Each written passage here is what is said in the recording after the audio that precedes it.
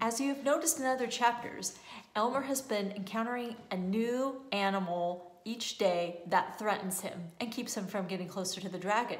But he always finds something in his knapsack to distract the animal so he can get away. Do you think today he will actually reach the dragon, or do you think there will be more animals he still has to pass? And if there are more animals, is there anything left in his knapsack that could save him? We'll get ready to read and we'll find out. As we get ready to read chapter 9, let's review everywhere Elmer has been on his journey. First, he came in on the ship to the port of Cranberry on the island of Tangerina.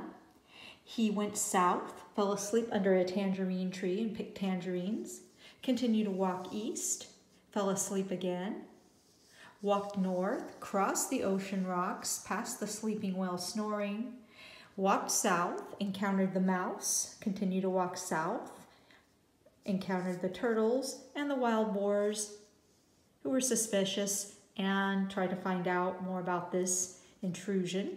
And then he walked north around the edge of the river, through the thick jungle, up and met the tigers, who he distracted with chewing gum.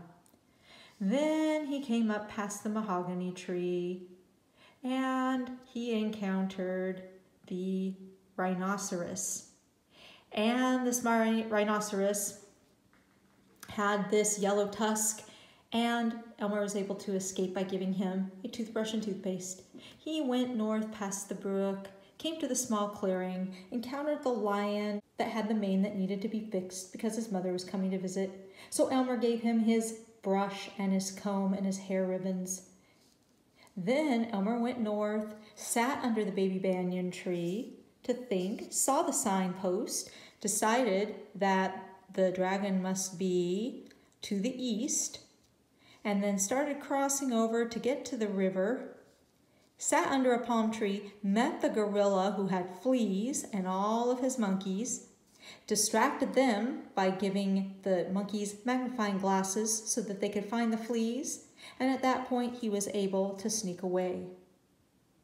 Where do you think Elmer will go next?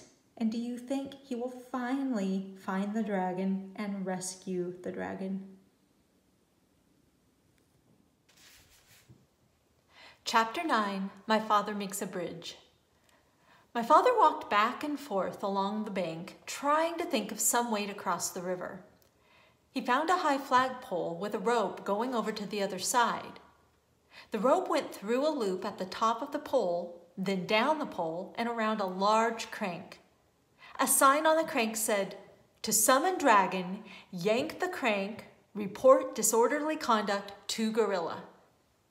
From what the cat had told my father, he knew that the other end of the rope was tied around the dragon's neck, and he felt sorrier than ever for the poor dragon. If he were on this side, the gorilla would twist his wings until it hurt so much that he'd have to fly to the other side. If he were on the other side, the gorilla would crank the rope until the dragon would either choke to death or fly back to this side. What a life for a baby dragon. My father knew that if he called to the dragon to come across the river, the gorilla would surely hear him, so he thought about climbing the pole and going across on the rope. The pole was very high, and even if he could get to the top without being seen, he'd have to go all the way across hand over hand. The river was very muddy, and all sorts of unfriendly things might live in it, but my father could think of no other way to get across. He was about to start up the pole when, despite all the noise the monkeys were making, he heard a loud splash behind him. He looked all around in the water, but it was dusk now, and he couldn't see anything there. "It's me, Crocodile," said a voice to the left. "The water's lovely, and I have such a craving for something sweet. Won't you come in for a swim?" A pale moon came out from behind the clouds, and my father could see where the voice was coming from. The crocodile's head was just peeping out of the water. "Oh, no, thank you," said my father. "I never swim after sundown. But I do have something sweet to offer you. Perhaps you'd like a lollipop, and perhaps you have friends who would like lollipops too." "Lollipops," said the crocodile. "Why, that is a treat. How about it, boys?" A whole chorus of voices shouted, "Hurrah! Lollipops!" And my father counted as many as 17 crocodiles with their heads just peeping out of the water. "That's fine," said my father as he got out the 24 pink lollipops and the rubber bands. And in case you didn't figure it out yet from earlier, 24 is 12 2 times, so 24 lollipops. "I'll stick one here in the bank. Lollipops last longer if you keep them out of the water, you know. Now, one of you can have this one." The crocodile who had first spoken swam up and tasted it. "Delicious, mighty delicious," he said.